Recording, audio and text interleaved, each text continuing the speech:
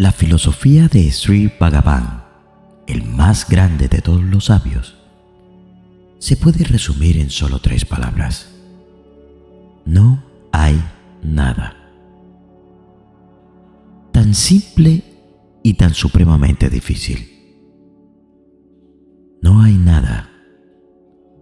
Todo este mundo que ves, esta fiebre loca de la gente en pos del dinero y la existencia, es solo un pensamiento sin fundamento. No hay nada. Tú, como personalidad, como una pequeña entidad que lucha por sus propios fines egoístas, siempre buscando la llamada autorrealización, no eres nada. Eres como la sombra de una hoja proyectada por la luz de la luna, intangible, insubstancial y de hecho inexistente. Y como la sombra es un fenómeno puramente negativo, no es más que un bloqueo de la luz.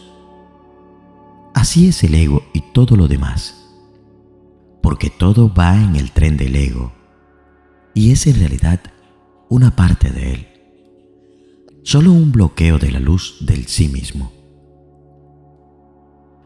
Sri Bhagavan nos dice una cosa más.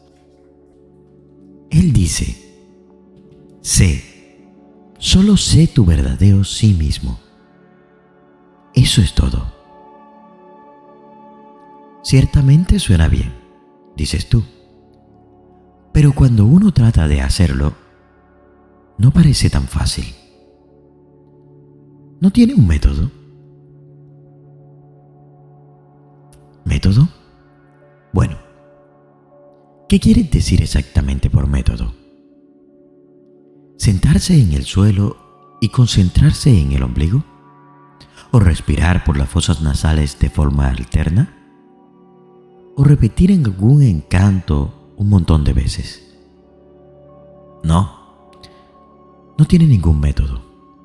Todas estas cosas son sin duda buenas para el camino y ayudan a uno para prepararse. Pero Bhagavan no las enseña. Entonces, ¿qué debo hacer? Solo tienes que ser, él dice. Y para ser, debes conocer el yo que es.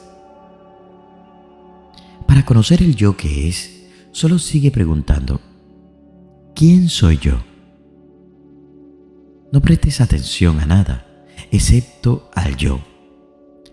Mira todo lo demás como basura. Y cuando finalmente hayas encontrado el yo, sé. Todo lo demás es charla, palabras vacías. No hay nada, y ahí se termina todo.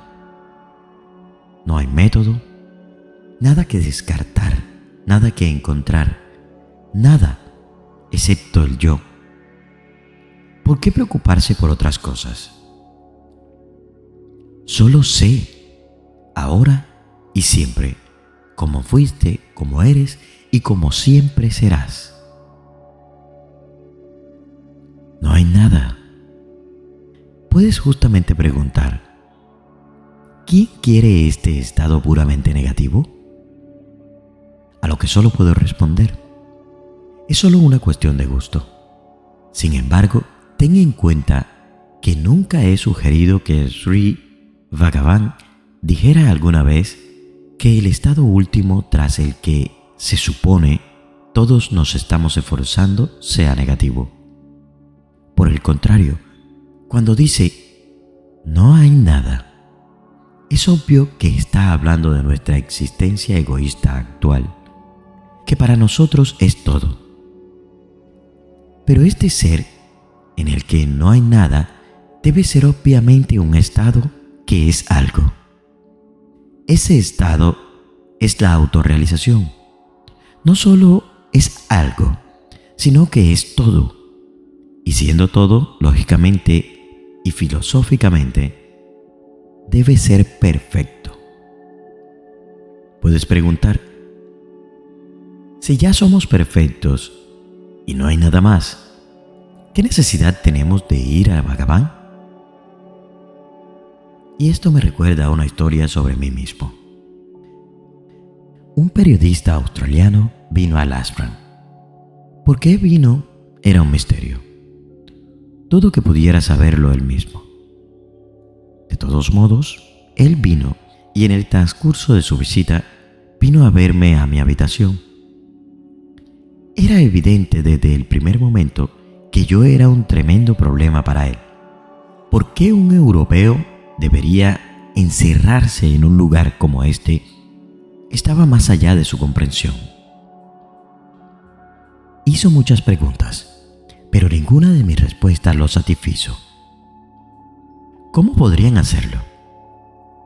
Sobre todo porque no tenía ni idea de lo que era el ashram o lo que la gente estaba haciendo aquí. Ni siquiera escribo. Entonces, ¿qué hacía aquí? Por fin, ya no podría concentrarse y me preguntó sin rodeos qué estaba haciendo aquí. Ahora había un problema para responderle.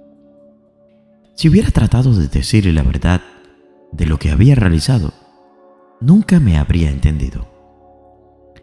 Así que poniendo buena cara, simplemente le dije que aquí había encontrado la paz de la mente. Sabía que era una respuesta inadecuada, pero intentaba evitar que hiciera más investigaciones. Me miró seriamente durante unos minutos y luego dijo con compasión: «Oh, ya veo. Nunca me he sentido afligido de esa manera». Todo lo que había logrado hacer era confirmarle en la convicción de que estaba loco. Y no había, después de todo, alguna razón para no creerlo. Aquí me he pasado desperdiciando, diría, media vida buscando algo que ya poseo. Sé que lo poseo también, lo que hace que las cosas parezcan peores. Simplemente sé. Suena tan difícil. Bien, Sri Bhagavan dice que es lo más fácil que hay. Realmente no lo sé. Supongo que todo depende de la cantidad de basura que hay dentro. De todos modos, todos somos diferentes y quizás algunos de nosotros estuviéramos discapacitados al principio. Es cierto que la basura tiene que salir y el proceso de salir está lleno de sorpresas. Todo tipo de vicios ocultos y tendencias malignas empiezan a asomar sus cabezas que uno nunca sospechaba que estaban ahí en absoluto. Pero es todo por tu bien. Bhagavan dice que tiene que salir. Pero deja que salgan. No lo controles. No te entregues a ello. Aquellos que esperan que Sri Bhagavan les dé autorrealización, como si fuera algo tangible, seguramente están tristemente engañados. ¿Cómo puede alguien dar a uno lo que uno ya tiene? Todo lo que puede hacer es ayudar a uno a eliminar la ignorancia que lo oculta. Es como ir a un lago con una copa y sentarse a su lado rezando para que se llene la copa con agua. Puedes sentarte ahí durante 1000 años, pero es cierto que a menos que te inclines hacia adelante y sumerjas la copa en el agua, nada sucederá. Incluso entonces tienes que asegurarte de que la copa no esté llena ya con una gran cantidad de residuos. La mayoría de las copas lo están. Tú dices, si no hay nada, ¿por qué escribir? Sí, ¿por qué? Todo esto puede resumirse en 4 palabras. No hay nada. Sé. Cuando uno comprende esas 4 palabras, se comprende todo, incluyendo a Bhagavan mismo. Entonces, no hay más que decir. Un día, cuando uno de ellos, los discípulos, hablaba de hacer esto y aquello, Bhagavan le preguntó: ¿por qué piensas que tú eres el que hace las cosas? Esa es la fuente de todos los problemas. Es bastante absurdo, ya que para todos es evidente que el yo no hace nada. El único que actúa es el cuerpo, mientras que el yo siempre es el testigo. Hasta tal punto nos llegamos a identificar con nuestros pensamientos y con nuestras acciones que siempre decimos: hago tal cosa, hago tal otra, cuando en realidad no hacemos nada. Concéntrate en ser el testigo y deja que las cosas sigan su curso. Además, seguirán haciéndose por sí solas. No puedes evitarlo. Esa es la cuestión. Las cosas seguirán su curso. No obstante, Bhagavan enseñaba que, aunque no podemos detenerla, podemos observarla desde la distancia, sin involucrarnos, en calidad de testigos, en lugar de sujeto activo. Ese es el propósito de la vida, y en eso consiste la sadhana. Si se me permite, voy a citar unas frases del libro de Davaraya Mudaliar, My Recollection, que trata específicamente de este tema. La única libertad de la que dispone el hombre es la de esforzarse por alcanzar el jnana, que le permitirá dejar de identificarse con el cuerpo. El cuerpo seguirá realizando las acciones que no se pueden evitar debido al karma, pero el hombre es libre de identificarse con el cuerpo y aferrarse a los frutos de sus acciones, o de distanciarse de sí mismo y ser un mero observador de lo que el cuerpo hace. Para alcanzar esta distancia, Bhagavan enseñaba el método de la autoindagación. ¿Quién soy yo? Cuando lo consigamos, veremos que las acciones ya no nos pertenecen, sino que son simplemente necesarias para el funcionamiento de la totalidad. Ramana Maharshi. Del sueño profundo a la iluminación. El ego, ese sentido de identidad individualizado, se manifiesta al despertar del sueño profundo. Cuando la mente comienza a generar pensamientos. A medida que emergen los pensamientos, surge la ilusión de un yo separado del resto de la existencia. Sin embargo, en lo más profundo de nuestra verdadera naturaleza, el sí mismo real siempre existe en un estado de pura conciencia. Es importante comprender que el cuerpo físico es simplemente una manifestación transitoria, una apariencia momentánea en el vasto lienzo de la realidad. Es el vehículo temporal que la mente utiliza para experimentar el mundo material. Sin embargo, no somos el cuerpo, sino seres esenciales que trascienden su apariencia física.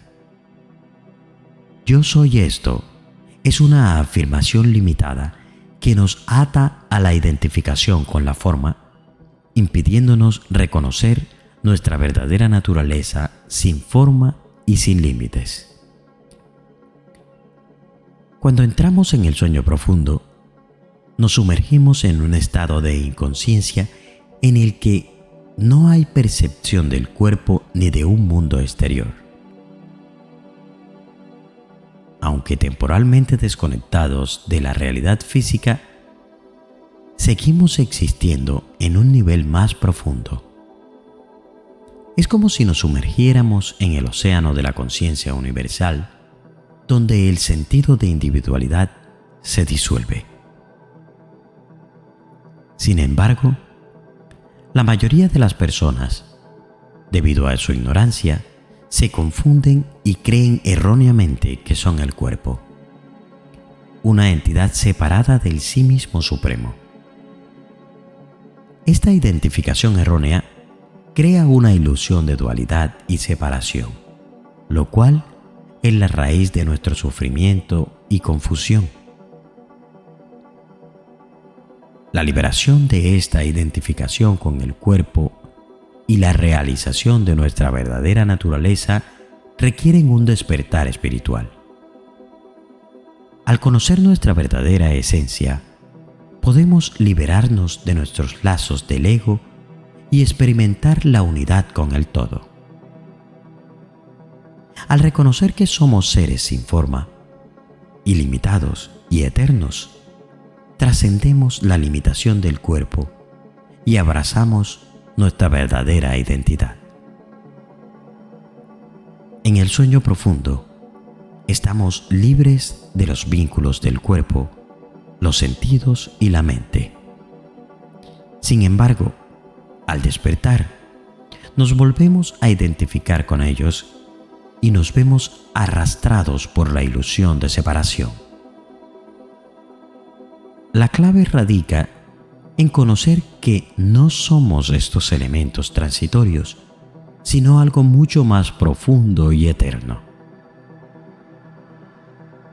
El pensamiento "yo soy esto" es el que da la forma al individuo y crea su mundo. Es un pensamiento limitante que nos mantiene atrapados en la ilusión de la separación.